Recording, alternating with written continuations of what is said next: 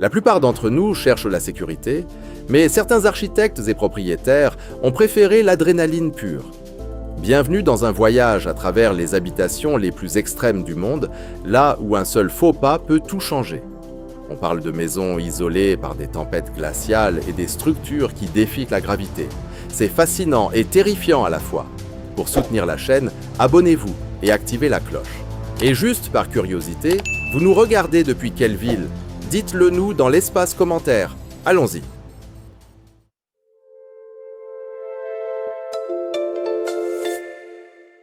« 10. La maison de la rivière Drina. La maison de la rivière Drina est, sans aucun doute, l'une des résidences situées de la manière la plus précaire que vous ayez jamais vue de votre vie. Imaginez un peu.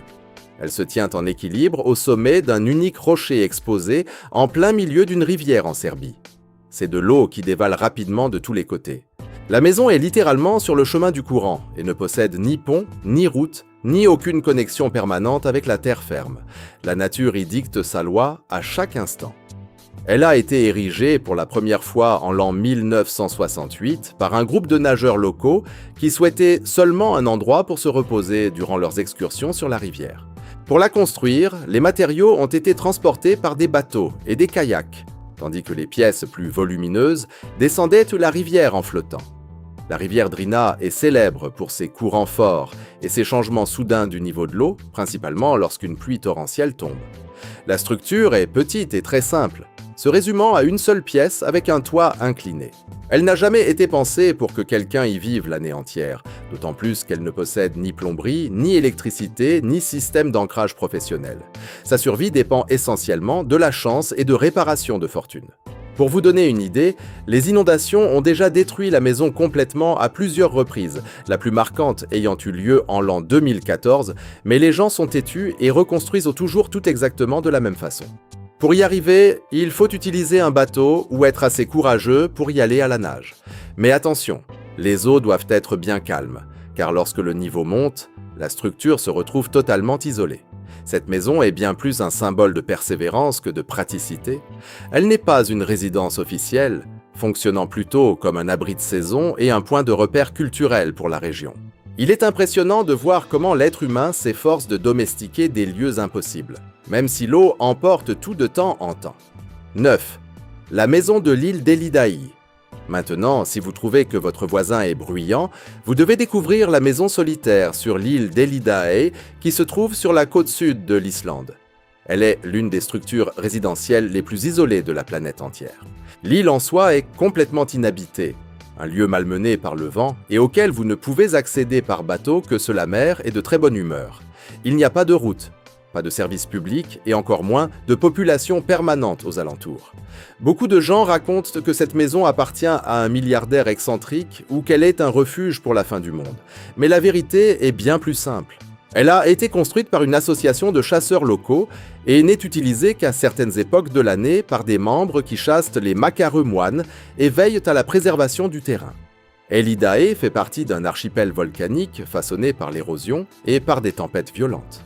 La maison se trouve là, seule sur une pente herbeuse, sans aucune protection naturelle contre la rigueur du climat hivernal. Les tempêtes de l'Atlantique peuvent rendre l'accès impossible pendant des jours, voire des semaines consécutives. Oubliez l'électricité, l'eau courante ou les systèmes d'égouts modernes. L'eau doit être recueillie de la pluie, et le chauffage dépend de combustibles simples acheminés sur place. Toutes les provisions sont transportées manuellement et tous ces jours exigent une planification démesurée et une autosuffisance totale. Malgré toutes ces difficultés, la structure est très bien entretenue, prouvant que, bien que le lieu soit extrême, il fonctionne pour des séjours courts dans des conditions contrôlées.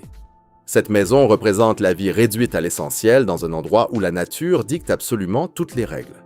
Vivre dans un tel endroit exige un détachement total du confort moderne et beaucoup de courage pour affronter l'isolement absolu de l'Atlantique. 8. La Villa Malaparte. Si vous cherchez un endroit avec une vue à couper le souffle, la Villa Malaparte remporte le trophée. Mais le prix à payer est de vivre sur l'un des points les plus dramatiques jamais choisis pour une construction. Elle se trouve perchée sur une falaise de calcaire à la pointe est de l'île de Capri, surveillant la mer Tyrrhénienne de tout là-haut.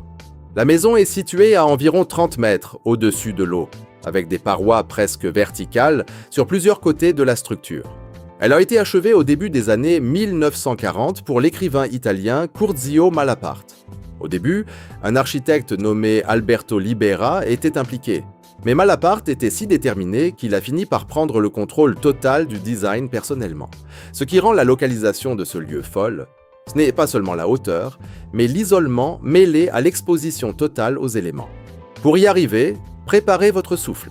Soit vous affrontez un sentier très escarpé à pied, soit vous y allez par bateau, puis entamez une ascension difficile par des marches sculptées dans la roche elle-même. La maison a été construite directement sur la pierre et ses murs extérieurs rouges s'élèvent de la falaise sans aucun type de main courante ou de grille de protection. Les vents y sont forts et constants, surtout en hiver, et les embruns marins ainsi que l'érosion sont des menaces éternelles pour la construction. L'accès au toit se fait par un escalier extérieur monumental qui grimpe directement sur la façade inclinée. Le panorama est incroyable, mais fonctionnellement, vous êtes totalement exposé. Il n'y a pas d'abri contre le soleil, la pluie ou le vent pendant que vous montez. Et les archives montrent que cette caractéristique était délibérée et pas seulement esthétique. C'était une résidence privée, pas un hôtel. Donc vivre ici exigeait une condition physique d'athlète. Toutes les provisions devaient être portées à bout de bras et il n'y avait aucun service à proximité. Aujourd'hui, les efforts de préservation admettent que la localisation elle-même est le plus grand risque pour le bâtiment.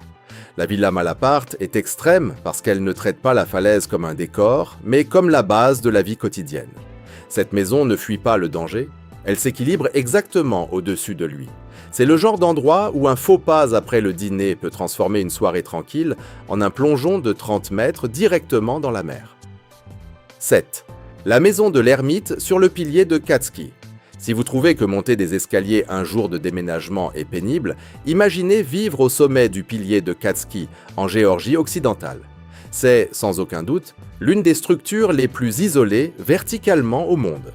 Le pilier s'élève à environ 40 mètres au-dessus de la vallée environnante, avec des parois totalement verticales et sans aucune route d'accès naturelle. Là-haut, il existe un petit complexe qui comprend une chapelle et un espace très simple pour vivre. Les registres indiquent que ce lieu était déjà utilisé à des fins religieuses dès le Moyen-Âge, mais à l'époque actuelle, il est devenu célèbre pour avoir été habité par un moine solitaire qui y passe de longues périodes. Pour atteindre le sommet, le seul moyen est d'affronter une échelle métallique très étroite, boulonnée directement dans la roche. Il n'y a ni ascenseur ni grue, donc toutes les provisions doivent être hissées ou portées manuellement, marche après marche. Une évacuation d'urgence y serait extrêmement compliquée, pour ne pas dire plus. Oubliez l'eau courante, l'électricité ou le système d'égout. L'eau de pluie est collectée dans des seaux et la gestion des déchets est réduite au minimum nécessaire à la survie. Les journalistes qui ont visité le site confirment que les conditions sont celles d'un pur détachement. Le pilier est totalement exposé au vent, à des variations de température absurdes et même à la foudre lors des tempêtes.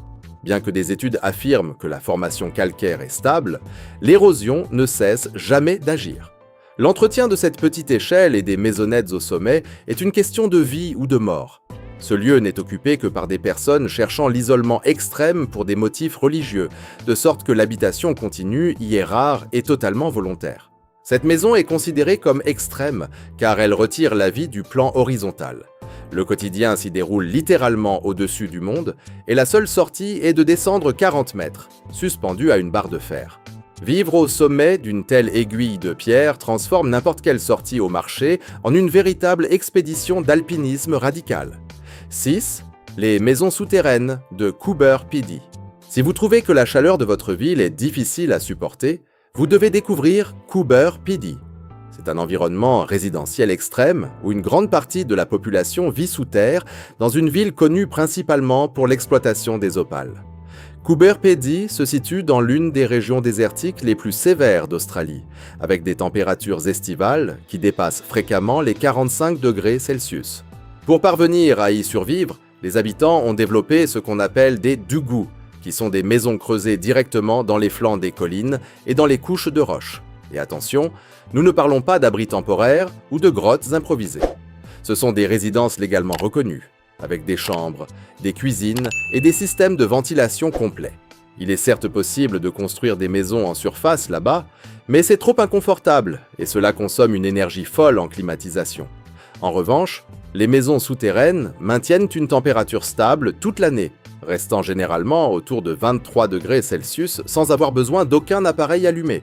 La géologie de la région aide d'ailleurs, car la roche est relativement tendre à creuser, mais la sécurité de la structure dépend toujours d'une planification très soigneuse. Les plafonds doivent être renforcés là où c'est nécessaire et les bouches de ventilation sont obligatoires selon les lois locales. Vivre sous terre apporte ses défis, bien sûr. La lumière naturelle est très limitée ou tout simplement inexistante, la circulation de l'air doit être contrôlée et la poussière minière est un élément commun du quotidien. L'accès pour les secours finit aussi par être plus complexe que dans des maisons normales en surface. Malgré tout cela, des milliers de personnes vivent de cette façon en permanence. Certaines maisons sont humbles, tandis que d'autres sont très vastes et dotées d'une finition de premier choix. On y trouve même des églises et des hôtels souterrains, mais les maisons privées restent chez majoritaires. Ce qui rend Coober Pedy extrême, c'est la manière dont la ville s'est adaptée à un environnement qui rejette la vie en surface. Ce n'est pas de l'architecture pour l'apparence, c'est une réponse réelle et à long terme au climat de la planète. Vivre dans un endroit où le plafond de votre salon et le plancher de votre voisin donne un sens nouveau au mot voisinage. 5. La maison de la falaise à Storfjord. Le long de la côte ouest de la Norvège, les fjords escarpés s'élèvent presque verticalement depuis la mer, laissant très peu de terrain plat pour toute construction. Dans la région de Storfjord, quelques résidences privées ont été érigées directement dans ou au sommet de parois rocheuses vertigineuses, surveillant des eaux profondes tout en bas. Parmi elles, il existe une maison moderne sur la falaise qui est souvent citée en raison de sa localisation extrême. La structure est ancrée dans la roche solide, sur une pente presque verticale à des centaines de mètres au-dessus de l'eau. Il n'existe pas de plateau naturel ici. La maison n'existe que parce que des ingénieurs ont percé la roche et conçu des fondations capables de résister à la gravité et aux forces latérales. L'accès au site est très limité. Les routes dans cette région sont étroites, sinueuses et ferment souvent à cause de la météo. Durant les travaux, les matériaux ont dû être transportés avec une prudence gigantesque par les routes de la falaise ou hissés par des équipements spéciaux. Le climat là-bas est un autre défi à part entière. La région souffre de vents violents, de pluies torrentielles, de neige et de cycles de gel qui mettent la structure à rude épreuve en permanence. L'air salin du fjord accélère la corrosion, donc les normes de construction en Norvège doivent tout prévoir. De larges sections de la maison s'avancent au-dessus de la falaise pour garantir des vues incroyables, avec des fenêtres du sol au plafond tournées vers la mer ouverte, ce qui augmente considérablement la sensation d'être exposé au vide. Il n'y a ni bâtiments, ni arbres, ni barrières aux alentours pour briser le vent. Les garde-fous et les systèmes d'ancrage sont vitaux ici, et les murs renforcés ne sont pas des choix esthétiques, mais bien une nécessité de survie. Les services d'urgence admettent eux-mêmes que le temps de réponse dans ce type de terrain est bien plus long que dans les zones urbaines. Il est important de noter que, bien que cette maison soit habitée, elle ne représente pas l'habitat typique norvégien. La majorité des gens vivent dans des vallées ou des villes côtières, et des maisons comme celle-ci sont rares précisément parce que le terrain est implacable. Chaque détail de la vie quotidienne, de l'entretien au simple fait d'entrer et de sortir, dépend bien plus de l'ingénierie que de la géographie. Habiter un tel endroit, c'est tester son cœur tous les jours, surtout quand on regarde par la fenêtre et qu'on réalise qu'on flotte au-dessus de centaines de mètres d'abîme. 4. La maison de l'ermite de Météore. Dans la région des Météores, au centre de la Grèce, des colonnes de grès surgissent soudainement du sol, formant l'un des paysages les plus spectaculaires de toute l'Europe. Bien avant que le tourisme moderne n'y apparaisse, ces falaises étaient déjà utilisées par des moines qui cherchaient l'isolement total. Parmi ces formations, il existe de petites demeures d'ermites sculptées ou construites directement dans les parois des rochers. Et ne pensez pas qu'il s'agisse seulement de ruines abandonnées. Certaines d'entre elles étaient habitées jusqu'à très récemment, au XXe siècle, avec des preuves d'occupation s'étendant sur des centaines d'années.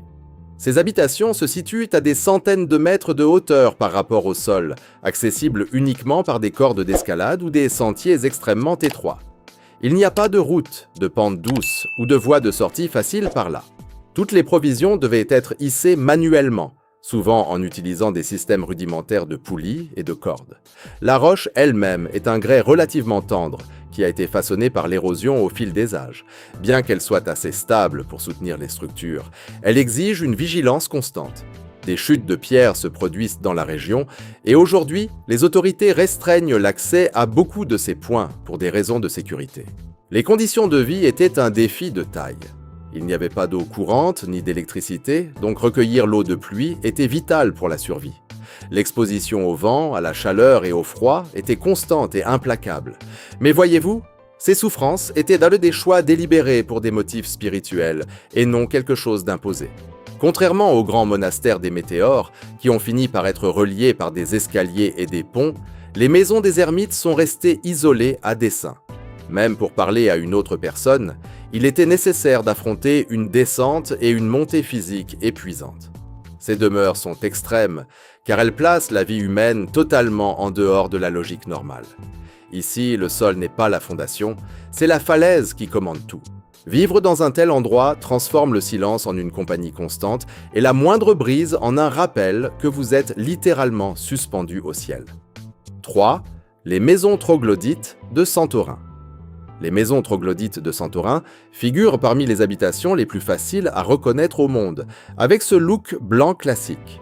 Sauf que ce que beaucoup de gens ne réalisent pas, c'est que ces maisons sont sculptées directement dans la paroi d'une caldeira volcanique, formée par une éruption gigantesque qui a eu lieu vers 1600 avant Jésus-Christ. Au lieu d'être élevées au-dessus de la falaise, les maisons sont creusées dans des couches de cendres volcaniques, de pierres ponces et de lave durcie. Ce mélange facilite même l'excavation, mais crée des risques qui ne sont pas à la portée de tout le monde. Les falaises sont abruptes, pleines de fissures et se situent dans une zone à forte activité sismique. Les maisons sont empilées verticalement le long de pentes presque à la verticale, face à la mer Égée. À certains endroits, on trouve des dizaines de foyers les uns sur les autres, séparés seulement par des sentiers étroits et des escaliers interminables.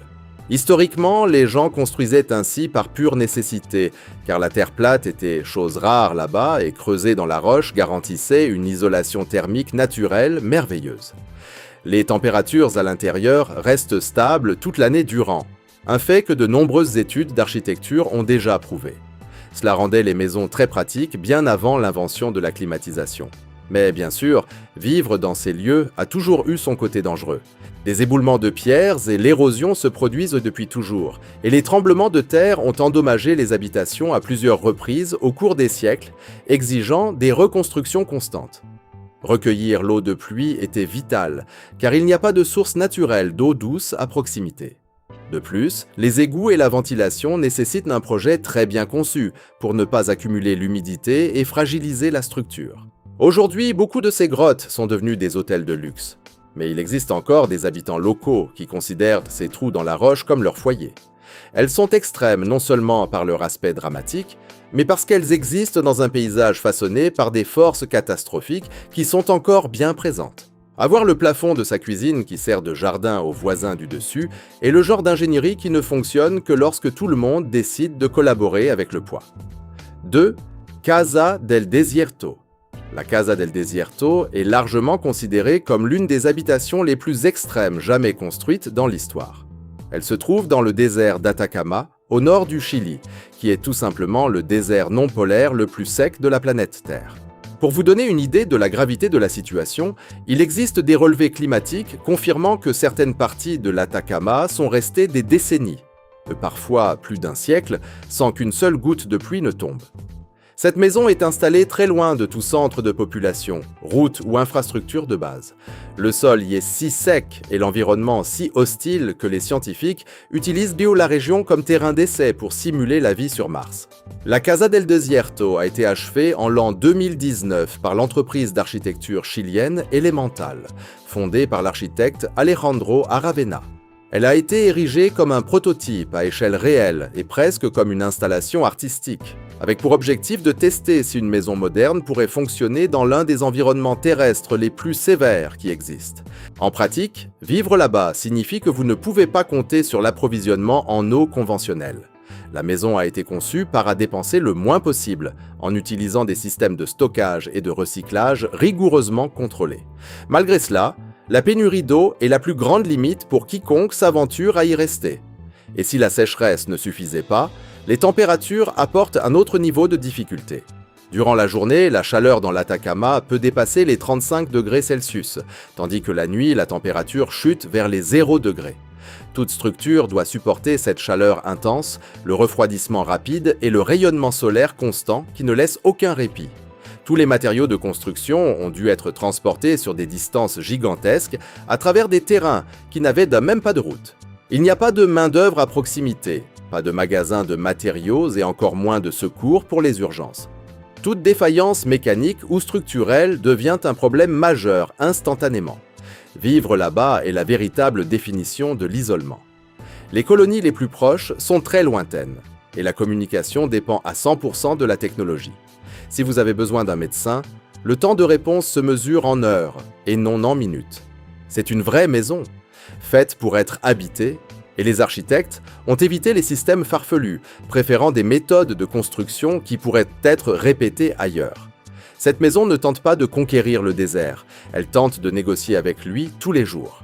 Chaque choix dans le projet est un équilibre entre l'exposition au climat et la distance par rapport à la civilisation. C'est le genre d'habitation où vous devez être très en paix avec vous-même, car la seule chose qui vous rendra visite là-bas est le vent sec et le silence absolu. 1. La maison inclinée de l'île de Fogo. Sur le rebord de l'île de Fogo, sur la côte nord-est de Terre-Neuve, se trouve une maison moderne construite sur l'un des points les plus exposés de toute l'Amérique du Nord. Beaucoup de gens l'appellent la maison inclinée, inspirée par les habitations traditionnelles de cette région, et la structure se dresse là, sur un terrain totalement nu au-dessus de l'Atlantique Nord, face à l'océan ouvert, sans aucune protection naturelle. L'île de Fogo est déjà un lieu reculé par nature.